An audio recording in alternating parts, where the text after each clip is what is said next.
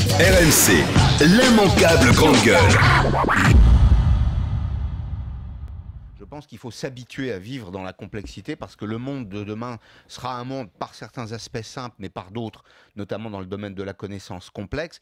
Et rentrer dans une langue qui est compliquée, c'est déjà habituer son esprit, son cerveau à travailler. Donc pas touche.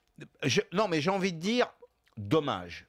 Tu vois, je ne veux pas faire le réac justement qui dit « Ah, quelle horreur, les deux pieds sur le frein ». Je dis dommage parce que c'est tellement beau d'apprendre ce français compliqué et ça ouvre tellement d'options pour la suite que c'est dommage. Vous avez déjà fait un tour sur les réseaux sociaux? Moi, je suis sur Facebook.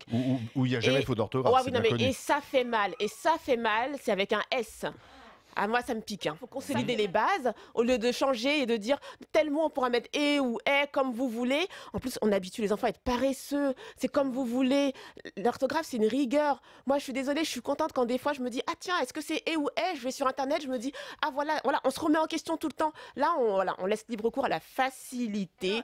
Et tout d'un coup, ma fille me dit mais enfin, les accents circonflexes, on sait parfaitement d'où ça vient. Elle me dit c'est l'ancien S, ça a remplacé le S et voilà. Et quand tu as fait un peu de latin et du grec, etc., etc. Oui, mais il y a une histoire derrière. Il n'y a pas que la complexité de la réflexion. Si tu veux, moi je suis d'accord. C'est-à-dire que plus l'orthographe et la grammaire sont compliquées, plus on nous apprend aussi à jouer avec des concepts compliqués. C'est ça qui est intéressant dans le français. Et c'est pour ça que c'est pas donné à tout le monde aussi. Et c'est très bien comme ça. Moi j'ai un côté un peu aussi, tant mieux, soyons élitistes. Oui, mais parce que c'est un élitisme à portée de tous. C'est-à-dire qu'à partir du moment où tu commences à lire, eh ben, l'orthographe, elle vient. Je veux dire, les gens qui n'ont pas d'orthographe et qui n'ont pas de grammaire, c'est des gens qui ne lisent pas.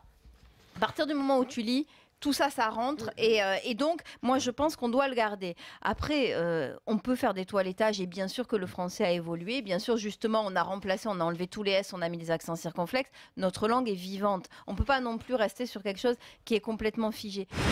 RMC, l'immanquable grande gueule.